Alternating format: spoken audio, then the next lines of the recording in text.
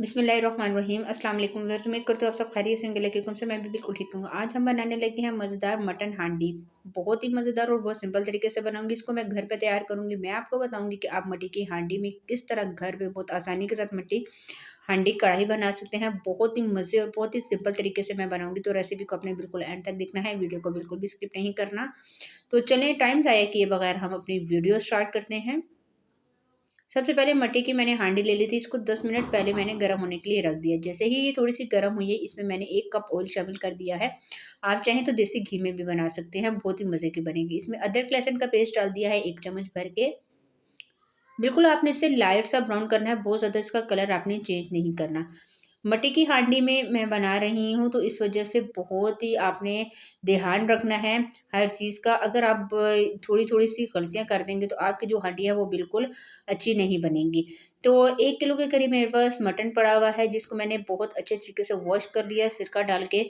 और अब मैं अदरक लहसुन के पेस्ट में इसको मैं डाल के फ्राई करूँगी अच्छी तरह से, जब तक इसका कलर चेंज ना हो जाए। तो थोड़ा-सा मुझे इसकी कलेजी भी अच्छी लगती है, तो मैंने एक छोटा-सा पीस कलेजी का भी डलवा दिया था। आप उसको स्किप भी कर सकते हैं। आप ये देख सकते हैं एक साइड पे मैंने रख दी थी। मुझे अच्छी लगती है, मुझे पसंद है। तो अब आपने इसको तब तक फ्राई करना है जब तक इसका कलर चेंज ना हो जाए। और आपने यहाँ पे चूल्हे की फ्लेम को हाई करके इसको फ्राई करना है। जी, तो तकरीबन 10 मिनट हो गए हैं अच्छी तरह से भुनाई करते हुए, और आप ये देख सकते हैं पानी अच्छा खासा इसने छोड़ दिया है। यहाँ पे अब मैं शामिल कर दूँगी तकरीबन 1 कप के करीब दही। दही को मैंने लेके अच्छी तरह से फेंट लिया था। अब दही हम डाल देंगे इसमें, और दही डालने के बाद यहाँ पे मैं इसको दोबारा से मिक्स करते हुए इसकी कर दूँगी भुनाई। दही में हम इसको अच्छी तरह से भूनेंगे, और ये जब तक ये 60 टू 70% तक गल ना जाए। बहुत ताज़ा गोश्त था। फ़ौरन मैं जब जैसे ही सुबह-सुबह गई तो मैंने दुकान से ले लिया शॉप से। इस वज़ह से कि ये बहुत अगर आप फ्रेश गोश्त लेंगे तो ये बहुत जल्दी गल जाता है, बिल्कुल भी मसला नहीं होता। जी, तो आप ये देख सकते हैं इसका अच्छा खासा पानी निकला है, लेकिन आप इस पानी को करना है ड्राई। यहाँ पे चूल्हे की फ्लेम को आपने स्लो नहीं करना। अब यहाँ पे मैं कुछ मसाले शामिल कर देती हूँ। मसालों में पिसा हुआ धनिया है, पिसी हुई काली मिर्ची हैं, पिसा हुआ गरम मसाला, लाल मिर्च पाउडर, हल्दी पाउडर और नमक अपने टेस्ट के बराबर हमने शामिल किया है। सारे जो मसाले हैं वो आपने पिसे हुए डालने हैं। साबुत मसाला इसमें हम कोई भी शामिल नहीं करेंगे। यहाँ पे दोबारा मसाला डालने के बाद दोबारा से आपने इसकी भुनाई करनी है, और बहुत मज़े की खुशबू आ रही है, आप यकीन करें। जी, आप ये देख सकते हैं जैसे-जैसे इसकी भुनाई होती जाएगी तो ये कलर चेंज इसका होता जाएगा। जब तक ऑयल ऊपर ना आ जाए आपने इसकी भुनाई करनी है। जी, तो आप मैं इसमें शामिल कर दूँगी टमाटो प्यूरी। तकरीबन मैंने 4 अदद टमाटो लिए थे, और उसका मैंने फ्रेश पेस्ट बना के टमाटो प्यूरी बना ली है।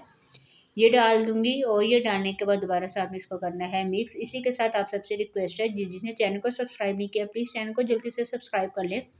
आप वीडियोज़ तो देखते हैं, लेकिन चैनल को लाइक और सब्सक्राइब नहीं करते, तो प्लीज़ चैनल को लाइक और सब्सक्राइब भी कर लें।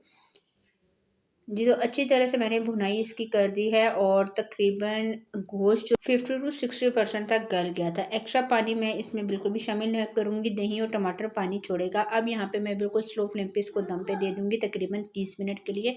30 मिनट बाद फिर आपसे मुलाकात होती है मेरी। बिस्मिल्लाहिर्रहमानिर्रहीम। जो 30 मिनट गुजर गए हैं, और बिल्कुल स्लो फ्लेम पे हमने इसको कुक किया है।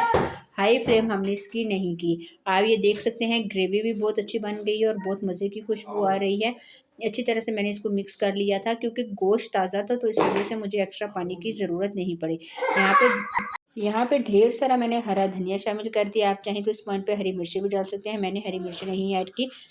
यहाँ पे दोबारा से मैंने इसको मिक्स कर दिया। मटन हांडी हमारी बिल्कुल तैयार हो गई है। यहाँ पे मैं चूल्हे की फ्लेम को ऑफ़ कर दूँगी। ऑफ़ करने के बाद इसको मैं अच्छी तरह से मिक्स करके प्लेट में सर्व करके आपको फाइनल लुक दिखाती हूँ।